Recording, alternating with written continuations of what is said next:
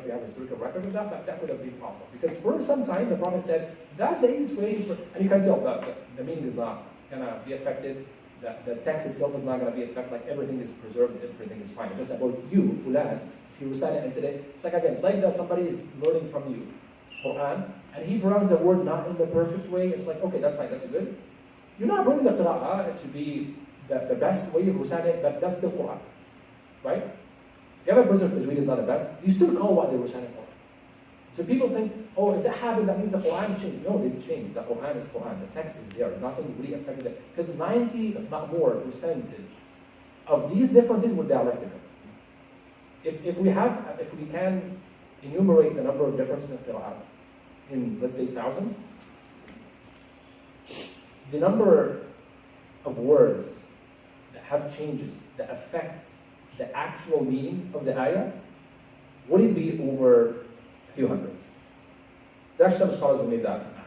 Who did that math. They actually counted the words, and they said, okay, if you count the words, they came up with a number of a few thousands of differences in words only. And then they said, okay, the number of words, it's like the arjulikum example here, for example, that have some kind of impact, and the meaning is very, very minimal. And by the way, if you do some kind of statistical analysis, it's not going to affect the integrity of the core text. If you do like, okay, if you have the Quran has that number of words, and then the number of words that have differences in them is X, and then you do like the math of how much that affects the integrity of the core text, it's very, very minimal. It's 0.0% of difference that affects. And in addition to that, all of these few hundreds of words, the meanings are not contradictory. So on top of differences, we don't have two words that have two pronunciations that feel like there is no way these both can exist at the same time. That doesn't exist. We'll give examples today.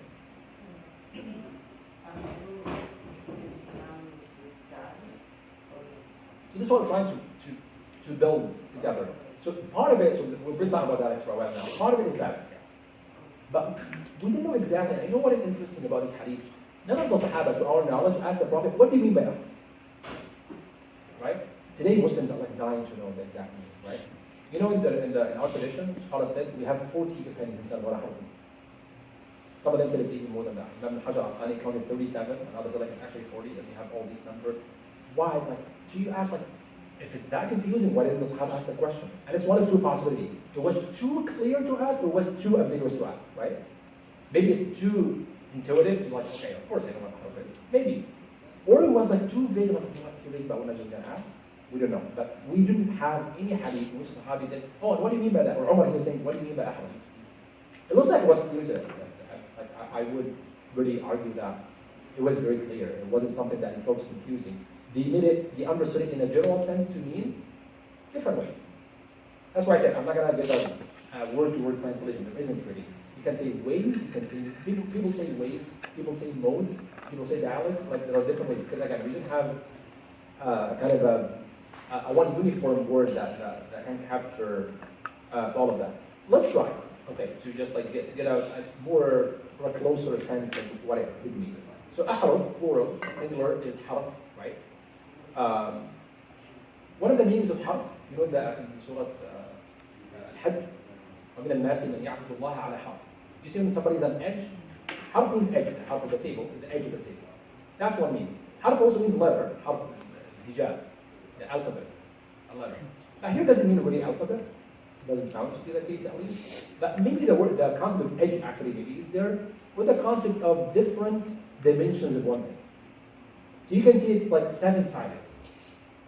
And by the way, we're confused about harf, we're still going to be confused about the 7 too, right? Like, what is 7? That's another issue that we have with this hadith.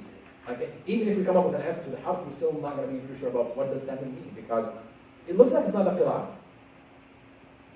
Right? 7 ahruf are not 7 qirā'āt. Just let's get that out of the way. They're not. And that's actually a very false kind of misconception that some people had in history. And almost all scholars excluded that from early on. I was like, okay, that's not valid. He didn't mean 7 readings. Right? So 7-sided could be a literal meaning of 7 ahruf. Now let's identify what we agree on before getting to what we might have different opinions on. First thing, almost everybody agrees on 7 ahruf are not the 7 qirā'āt. Are not equal. They're related, but they're not. It's not the same thing. Yeah, you can't say 7 ahruf are the 7 qirā'āt. not in that level of equivalence. That's one. Two, we have today the term 10 qira'at, right? 10 qira'at are part of the 7 now. Now the numbers become confusing, but they're not all of them. Because we had beyond the 10 qira'at, and we still have them preserved. That's number 2.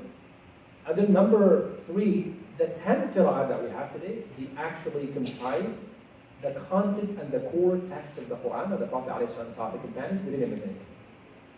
These 3 premises are almost agreed. When I say we didn't miss anything, by the way, I'm talking about the core text. Did we miss an element? Yes, probably. Again, that's the confusing part from people. And people feel very sensitive theologically, saying, oh, did we miss parts of the Quran? Yes and no. Now it's going to be controversial, so please don't do that. The point is, we missed, maybe I doubt it, that's fine, yeah. If people said at some point in history, and now it's not a sanctioned qira'ah anymore, it's not a big deal. That's why we have qira'at shadda, right? We have qira'at to the Sahaba, right? We still until they have records of qira'at ibn Mas'ud. We still have records of qira'at ibn Abbas. We still have records of qira'at Sayyidah Aisha. We still have records of qira'at, a lot of the Sahaba, and the Tabi'een. Qira'at al-Hasan, it's very famous, actually, Hasan al-Basri is a very famous qira'ah. There are actually people who still study until today, and they recite the Quran, those who study qira'at, al-Arba'a al-Shawal, the 4 Shaf qira'at, we have them very well preserved. Right? Not just we have them preserved, we use them. A qira'ah that is not part of the 10 canonical qira'at actually has a very important utility. Can you think of an example? A qira'ah that is not part of the 10 qira'at and the mushaf as we recite today, but we still need it and we still use it. Was Aisha not used for tafsir purposes? Used for tafsir purposes. Almost every book of tafsir has that. Almost every book of tafsir, at least the quite advanced books, not very kind of small abridgments, you will cite qira'at beyond the 10. Why? These are reports of early Sahaba, Tabi'een, and scholars who used these styles to interpret the Quran. There's also the theory of another question that comes to mind is, why do we have these qira'at to... Abdullah ibn Mas'ud was a great, not just a great companion, was one of the most important Quran teachers among the Sahaba. Right? Among the famous shubuhat and problems people have about Abdullah ibn Mas'ud is that he did not like what Uthman did. And people use that to make it very dramatic, that he was against the compilation of the Quran. And that's true at the beginning of it. He actually was against some parts of the process. Not against the idea, because he came on eventually on good terms with what happened. But he had some issues about the process, and he had an issue about like, why wasn't I involved? And he has every right to ask this question. He wasn't Medina at the time, so there was some logistical kind of issues. But he's like, okay, I'm more senior than this committee, why wasn't I involved? That's a very valid question, that's not a problem, but he didn't have a problem with the concept of agreeing on how the Quran needs to be recited, right? So anyway, so we have qira'at attributed to him that we no longer read as part of the 10 qira'at. We call them shab, right? One theory, not just on one Mas'ud or others, one theory about some of the variants he has is that it's a confusion on the side of those who narrated it from him. Meaning that the Sahaba used to do tafsir. And Sahaba had their own personal copies of the Mus'haf, aside from the official copies of Uthman, right? Official copies of Uthman, these are the standard Mus'haf. And then if you memorize the Quran by writing, you have your own copy, right? And then sometimes the Sahabi would put in the margins the meaning of some words. And that sometimes became confusing to some narrators. Is that tafsir? Or is that how we used to recite it? That was one, it didn't cause a lot of differences, but that was one reason for some, again I'm trying to be very accurate, for some of the variants that we have in the Qur'an. Or some of them, the Sahabi recited it for some time, and then, again that's another part to keep in mind, I spoke earlier about the arrangement of verses, right? We have a theory of nasr in the Quran, right? We have abrogation that happened in the Quran, and towards the end of the life of the Prophet ﷺ, he would tell Zayd ibn Thabit and other Sahaba to sometimes change some words, or sometimes to just take out a word or a full verse. That also caused some of what we know today to be qirā'at shadda, that this is not very common because it was, for some time, possibly, for some time, part of the Quran, but it's no longer part of the Quran. But it became attributed to the famous Sahabi that shared it with people. So the idea of the example, to give an example about the benefit of that, if somebody breaks an oath, the ayah gives the kafara, right? You can do one of 3 things. Then it says, فَصِيَامُ ثَلَاثَةِ أَيَّامٍ. right? Abdullah ibn Mas'ud has a qira'ah. وَصِيَامُ ثَلَاثَةِ أَيَّامٍ مُتَتَابِعَةٍ. That's not one of the 10 qira'ah that we know them today, right? So the ayah says you can do 1, you can do 2, you can do 3 of fasting 3 days to make up for the broken oath. Then his qira'ah says fasting 3 consecutive days, right? Everybody now agrees that that's not part of the qira'ah. We didn't recite it as Quran in the sense that, like, we recite in Salah, and Masjid, and Tarawih, and all of that, right? But you have like full schools of law that use that as evidence that if you want to make up for a broken oath by fasting, there have to be 3 consecutive days. Why? Because of the qira'ah. That's the Hanafi madhab. And their main evidence is this. It's like it has to be 3 consecutive. And now you have a debate between the legal scholars about, okay, do we have to take an irregular qira'ah as a source of law? Some of them said, no, we don't have to. Because it's not Quran, right? It's not the primary source of law the way we know it. But other school would say, well, consider it a hadith. Because obviously Allah didn't make that up. Him saying consecutive, if it's not Quran, fine, it's not Quran. And we agree. Like Hanafi is like, yeah, we know it's not Quran. But he must have learned that from the Prophet. So it's a hadith. And that's an interesting legal question about why don't we use qira'at shadda as hadith? It could for many of them, not all of them. It could be as a hadith. So we have a debate, yes, no. So it's a famous debate between different madahib. So that some of them would by default accept it, some of them would say like, no, we're not accept it as supportive evidence, but it's not going to be the primary evidence for a fiqh ruling like that. So that's why tafsir books and fiqh books continue to talk about the even irregular qira'at and so on, because they have, it's not just, okay, now it's not Quran, we just like set aside. That's why Muslims keep preserving non-canonical or irregular qira'at, because we need them. They're going to be important. They will tell us about the history. They will tell us about law. They will tell us about tafsir. They will tell us about dialects. They will tell us a lot of things. It's very important. We have ma'ajim and dictionaries and books just dedicated to this topic of the non-canonical qira'at. So these are 3 things that we agree on. Again, 7 ahruf are not 7 qira'at. 10 qira'at are part of the ahruf, but not all of them. And 10 qira'at can represent the Quran as the full text from the Prophet ﷺ. Now, so okay, and we answered the question. What are the 7 ahruf? We haven't really answered the question yet. If you open the books of Ulum al-Quran and Qira'at and you find the 30, 40, 50, whatever opinions listed there, some of them are not honestly strong standalone opinion. It's just like some, you can number one, if you read the 40 opinions listed by Suyuti, for example, there's a huge overlap. You can easily summarize the 40 opinions into 10, and you would still be able to summarize them even into less than 10. So the number is scary, but it's not really, like you see the differences, okay, these are just like dimensions, reflections. They're not really very strong representatives of what ahruf is. The 3 strongest interpretations of what ahruf is are, 1, it talks about dialects, just spoke about that, that's 1. 2, it talks about modes of reading, awjuh, that's a term we use in Qira'at. 7 awjuh, I will give an example for each. And number 3, it talks about synonyms, right? You know that Qira'ah, يا أيها الذين آمنوا سورة الحجرات إن جاءكم فاسق بنبأ. What's the word? تتبين. What's the other word in the other Qira'ah? تتثبتوا. It's a different verb, entirely different verb, right? Is there a difference in meaning? Not really. You can use like morphology and grammar to break it down and come up with different dimensions. You can do that, of course. The Arabic language is really rich. But in general, the point, if you want to translate in English, verify. Make sure, right? It's just like it's something around that meaning. So you can consider it to be synonym because we have a lot of debate about synonyms and what it means. But in general, they're synonyms. تتبين, تثبت, verify, confirm, affirm, whatever the word in English you want to take, right? They're synonyms. So qira'at or ahruf will be whether dialects, modes, synonyms. These are the strongest interpretations that you find. I'm sorry to tell you that we can't really give precedence to only one of them because if you ask me like, which one is this, I don't know. Like you need to be comfortable with 3 because I can't really reduce it to less than that. It's a very good achievement to come down from 40 to 3. That's amazing. You can't really do more than that. These 3 together, and you don't have to understand it to be conflicting interpretations. You can say, okay, it's about that. It's about these 3. Because you can easily, now we started really giving examples of these 3 different kind of interpretations of ahruf. And to give you an example of why don't we just take one of the 3 interpretations? Why don't we say it's just about dialects? You know why? You know what is interesting about the story of Umar and Hisham?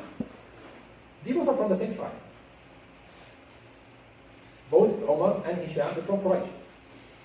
Because you say, yeah, maybe Umar is from Mecca, Hisham from Medina, different tribes, that just, no, they're all from China. That's actually, that kills it. Because like, that would have been a very easy interpretation. Yeah, they're coming from different backgrounds, that's why they have differences, and that's why Umar reacted in a very strong way. No, they're coming from Quraysh. They literally speak in the same language. They're raised in the same environment. And you still have differences. That really makes it unlikely to use that to be the only reason, or the only interpretation of what the ahruf of the Quran is. One other reason we can't limit it to that is, okay, if we say, okay, the only interpretation of the ahruf is dalit, then what's the number 7? No one in history gave us a specific, I mean, there are people, but it wasn't really widely accepted that. Can you list the 7 dalits? You have more than that. You know, Imam al-Suyuti counted 50 dalits in the Quran. Remember that list I thought about earlier? There are 50. If you open up Itqan, if you read the Quran, there are 50 lists, not all of the same length, obviously, but like 50 dialects and 50 lists, like of the words. These are just the words, not the pronunciation of the, the imala and all of these saltiyat. So how can we reconcile that with the number 7? All these dialects exist in the Quran. Of course, there are dialects that are a lot more frequent in the Quran, like Barik of Quraysh, but still, the Quran has many other dialects as well. But to think of dialects, again, we give the example of imala. Imala was known, the inclination of the sound of the certain alifs. That we have the tribes of Banu Asad and Banu Qais. It's a two famous tribes that used to pronounce words this way. Today in Arab dialects, you'll see traces of that, right? You find certain Shami regions using a little bit of imala that are different from North African Arabs.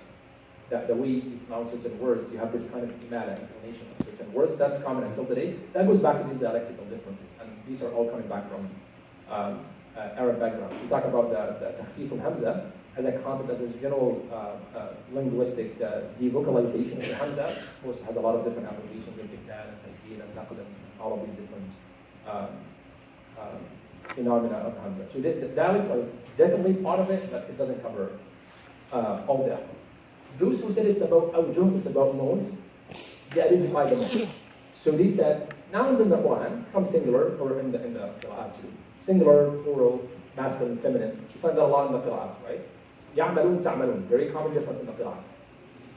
Right? It's the some of the alternation of the khitab, of the first person, second person, for example. Or sometimes the qirā'ah is in singular, sometimes in plural. وَكِتَابِهِ وَكُتُبِهِ, right? You find kalima or kalimat, like a word or words, a book or books. You find qirā'ah differences from that perspective. Or the verb forms. Sometimes the qirā'ah uses past, qirā'ah uses present. We'll give some examples later today. We talked about ikhtilaf in grammatical analysis and i'rāb. You can, sometimes the qirā'ah adds a word or letter, sometimes the qirā'ah omits a word or letter. Usually letters, not really words. Changing the order of words, that might happen. Or substitution of letters, or the dialectical differences. This is, now we're breaking down the second interpretation of, it's about different modes. This is what they mean by mode. This is what they call awjuh. Again, very viable interpretation, but it doesn't cover every single difference we have. That's why I'm saying you cannot single out one of the 3 interpretations. But they are very, very relevant. In the idea of synonyms, definitely exists, but it doesn't explain every difference. And we keep it as one interpretation, but it's not every interpretation, or it doesn't explain every difference in the. So what does ahruf mean? Take these 3 together collectively to mean different ways of pronouncing words in the Quran that stem from these sources. Dialectical differences, or modes of the verb forms, noun forms, and all of these different modes, or synonyms. These 3 should explain 99% of the differences that we have in that dialect.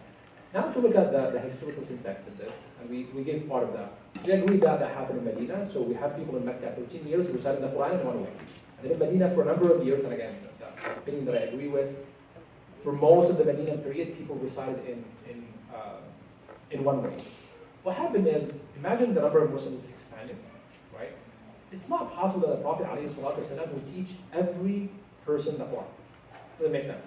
You can't do that, like just logistically it's not gonna happen. So he started assigning teachers to teach others the Quran. So the two main, you can say, policies that he developed to tackle this problem of the large number of Muslims, but yet we still want most, if not all Muslims, to learn the Quran. So he did two things. One, Quran teachers. Now you get a new Muslim, we talked about that in the other seminar. He gets a new Muslim, who says some Quran to him. You could now go to Zayd, go to Ubay, go to Abu Bakr, go to Fulan. He will teach you Quran. They're your mentor and your Quran teacher. And he will do that a lot. But that wasn't only enough. He wanted to do cultural accommodation for all these diverse people. That's the hadith with Jibreel. Again, telling the Quran. And he explained, he actually categorized people into three categories, if you remember the hadith. He said, I have old people, I have young people, and I have people who never read a book before.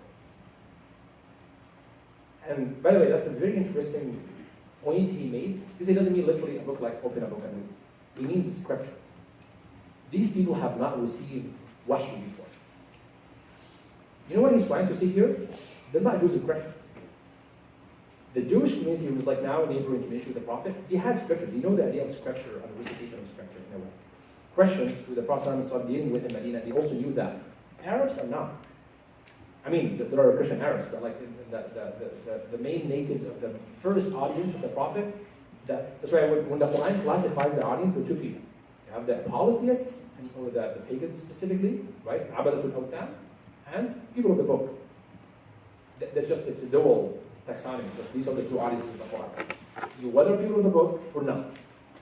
People, and the people of the book is a beautiful term, because book here means what? It's not a kitab in this sense, it means it's scripture. These people are familiar with scripture.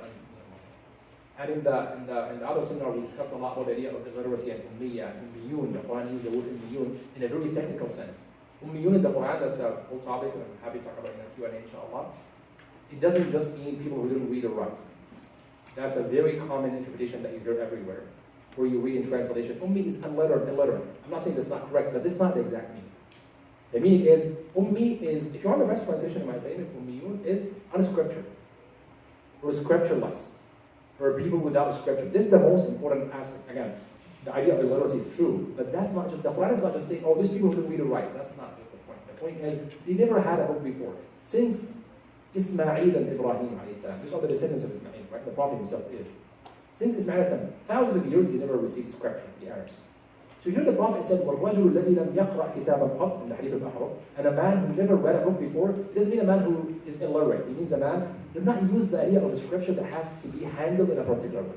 Maybe they can read. Maybe what he meant, right, is that these people can read books but can't read scripture. This is what he's trying to say, alayhi salatu wasalam. So again, he did these two things. He did assign Quran teachers, and then he accommodated the diversity of people by allowing people to recite the Quran in different ways. So as a kind of a summary, the idea of hakata nazalat, the 7 ahruf were revealed to be recited this way, means that they're divine based. It's from Allah. That's something that we have to keep in mind throughout the day, inshallah. Also, the way we analyze these hadiths teaches us that it was all based on instruction and approval. Right? Remember how many times we counted the word taught, how you taught me, how you didn't teach me in the hadith of Umar ibn Sham. It's a very crucial element that Quran, as we do today, it's about how we teach the Quran to people. A common question that people have today who have doubts about qirā'āt is that it doesn't make sense that the Prophet taught all of that. If you study qirā'āt, it's exhausting, right? The number of awjuh, the number of riwayat, and we'll talk about some examples today. Did you really teach all of that? And the simple answer is no.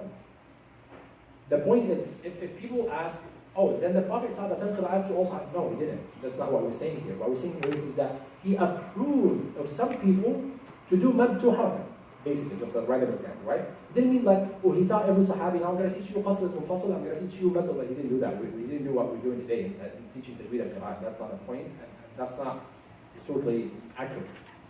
And that, the most important part, does not mean, oh, then the Quran, there are stuff that made up. No, he approved of certain styles, and then you can apply it consistently. If actually, if your first time learning tajweed, and so you know what, mad mufassal, you can do it 2, you can do it 4, right? I can teach you that in 5 minutes. And you can just like figure that out that through the entire Quran that you want to read it, right? Think of it this way. Somebody came and he recited with Imana. He said Musa, he said, okay, that's the valid way, you can recite it this way. And it's very possible that somebody else said it in a different way, so like, no, you can't recite it this way. That's it. And now I know, as somebody from Banu Asad who does Imana, and comes on the Torah and said, you're right, you can recite this way, right?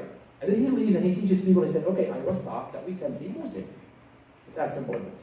So we say that the Prophet sometimes he taught directly, like Hisham and Umar, and sometimes he approved of the way you recite certain words in the Quran. And that's absolutely fine. That doesn't really affect the transmission of the text in any way. And we have some statements from some of the early scholars and later scholars as well about the Prophet ﷺ would receive delegates and guests from many different parts of the Arabian Peninsula. People are reciting different ways and approving. Some people say as-salat, some people say as-salat, and he approves the qirā'āt. Again, it's obvious now you can apply that consistently throughout the Quran as well.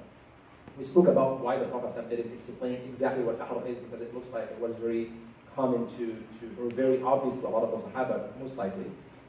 What he taught him is that, one, there's a new rukhsah now. Now it's let's say 1 year before he died, and he says, by the way, now you can recite different ways. Those of you who are struggling learning the Quran, you can recite it a little bit different. You can do Hamza a different way, you can do Imam a different way, you can do a lot of things in different way as you recite in the Quran. And number two, he didn't make it a theory. He taught people like that, like Umar and Hisham, to show them that it can be taught in these different ways. More importantly, he kept emphasizing, كُلُّهَا كَافٍ شَافٍ. They're all pure, they're all sufficient, they're all Quran. Don't worry about that. That's not something that will contradict the Quran. To summarize this point, and then we can, inshallah, take a break. Why do we spend time on this discussion? Why is it really significant? You cannot understand qirā'āt without going through this deep. And again, I hope that if that didn't answer your questions, that at least eliminated some ambiguity, hopefully. Or I hope I didn't even add more confusion to possibly some existing confusions. But really, you have to know somehow the idea and the concept of rukhsah, the concept of permission for Muslims to recite the Quran in different ways to make it easy for them. This is all what we need to get, at least from the concept of the 7 ahruf. The reason this is important, this topic, is it relates to very crucial Quranic topics. One, how the Quran was revealed. That's a both theological and Quranic topic. Right? When we talk about wahb, revelation, and modes of revelation, because the Prophet again didn't say, okay, Allah allowed you to do that. No, he said nazalat. It descended to be recited this way. So when you open a book of Aqidah or a book of Quranic studies and you read the different styles of wahb was descended in different ways, right? Sometimes he receives from Jibreel directly, sometimes he receives while he's a slave, sometimes he spoke with Allah directly, like in Isra and Mi'raj. You have a lot of different modes of revelation. Qur'an is part of that. So that's why this topic of ahruf is relevant, because it touches this aqidah point. And number two, it makes us understand the configuration of the Quran and the standardization of the Mus'haf, like what happened during the time of Uthman.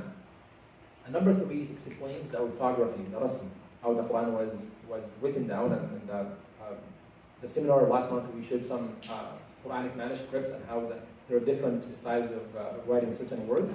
And then number four, of course, the ahruf explain the concept of qirā'āt that resulted from this rukhsah, from this permission from the Prophet. Any brief final thoughts or questions before we take a break, and then of course we can continue the questions and discussion afterwards. Was that clear? Are you sure? I'm not going to feel really bad. Don't worry. I'm not going to hurt my feelings if you say it wasn't. But at least it explained part of the concept. When the next part, inshallah, we'll talk about the qirā'āt themselves now, how we got to the names that we know the qirā'āt. I think inshallah will give us a clearer sense of what we mean, inshallah. Inshallah, let's take a break. I don't know other examples here. Question? Yeah. Okay. Hisham and Umar, what qirā'ah were they reading back then? Or do we know the I wish we can know. The hadith doesn't tell us. So So what I mentioned is some people try. I tried to do that exercise a long time ago. Is to again to count the differences that we know in the qira'at. Not to know what we're reading, to just know, try to reflect on the reaction of Umar. And the conclusion I remember was that there aren't a lot of differences from what we know at least. Which is like still helpful because it means that Umar was very strict about even a slight difference, even about mad. Maybe just like he didn't like the way he does mad, or maybe he didn't like the way he does imala. We didn't know. Maybe we really it emphasized the point of the Quran. Qira'at scholars have this very important principle of qirā'āt sunnatun muttaba'a. You find it in most books of Qira'at. Qira'ah is a sunnah that has to be followed precisely as you taught. And all the other hadith attributed to multiple Sahaba, iqra'u kama ullimtum. Recite as you were taught.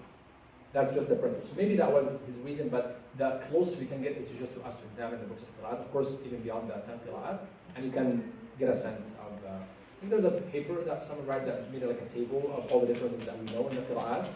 Of I think a few pages sort of Quran. I can look that up and share, inshallah, just to reflect on this point. قراءة الشاذة. Are we allowed to use them in Salah? Can we read them in Salah? Now you're pushing me into controversy. The general answer is no. Do they invalidate the Salah? That's a different question. So that's something to keep in mind. So the fuqaha have disagreements on that. There's a difference between saying no, don't do it, or no, don't do it, and it will invalidate the Salah, right? So a lot of people say don't do it. And then some people say, but if I do it, say if you do not really change the meaning entirely, or if if you become really too inconsistent, like something that has to do with the fiqh now, not with the Quran itself. We have to keep that in mind, and that's the beauty of our tradition is that we have to keep that mentality of looking at things from different ways, right? The hifz of the Quran, meaning the hifz here is the preservation of the text, that's an aspect that has a responsibility and a style and all of that, and the validation of Salah is different, right? Because why do fuqaha say if you change, if you recite wrong in the Salah, or if you mix things up, or if you, of course there's a difference between Fatiha and other parts of the Quran. Validity is something, okay, maybe more extreme scenario is if I read in English in Salah, right, is that valid or not? Okay, it's not Fatiha. What if I can read Surah Wahb in English? So you have these debates and early debates in Hanafi scholars about reading, and they spoke a lot about reading in Persian because there were a lot of Persian Muslims, right? So that's different. That did not affect the idea of like, okay, this is now the fiqh question is different from how the Quran. So what is the ideal way of understanding the Quran? So the short answer is no, but does it invalidate or not? There's a debate between scholars. Yes. With regards to like if we were talking about how there's differences within like synonyms and then there's differences like dialectual. Yes. When we're going down like to the variant readings, are there like specific rules like okay this dialect can be used here, but then like for example like you can use imala, but then this synonym has to be used with it as well? Because I feel like wouldn't there be more variations in recitation? Oh, okay. Yeah, that's a good question. I think inshallah this is the next part of yeah, we'll sit in that in detail, but the idea of systemization. So yeah, we have to trace the natural evolution of this because it started as general permission, and again, that's why Uthman came, that was the first step. Okay, now you can just like read any way you want. And after Uthman was just an episode, of course, a very important episode of like, okay, what did Uthman do very, very briefly? He wrote it in a particular way, and he said, with the ijma' of the Sahaba, with the agreement of the Sahaba, if your pronunciation negates what is written as text, we're not going to accept it. Right? That wasn't an easy decision. That's a very, very strong decision. Right? So let's say, okay, let's take the example I gave about hatta. It's very difficult to say, I'm going to write hatta in a way that it still can be pronounced in different ways. It's not like Malik and Malik. Right? If you open the Mus'haf now, you read Malik, it's mim lam. And you have the small alif, right? This is the correct scheme there later on. That was initially. But the reason they didn't write alif to accommodate both qira'at. If they did that, you're good. And if you, of course, you need to have isnad and other conditions, not only conditions. But if you have the rest of the conditions fulfilled and you're not negating the text as it's written, you're good. We're gonna accept that. If you want to say atta and there's no ayn, khalas, you're out. That's basically what he did. So you already eliminated a number of that. That's the first part of your question. The second part is, okay, now can I mix and match? So I'll do imala, I'll do madda, no. So that the process of, that's why we call it canonization. It took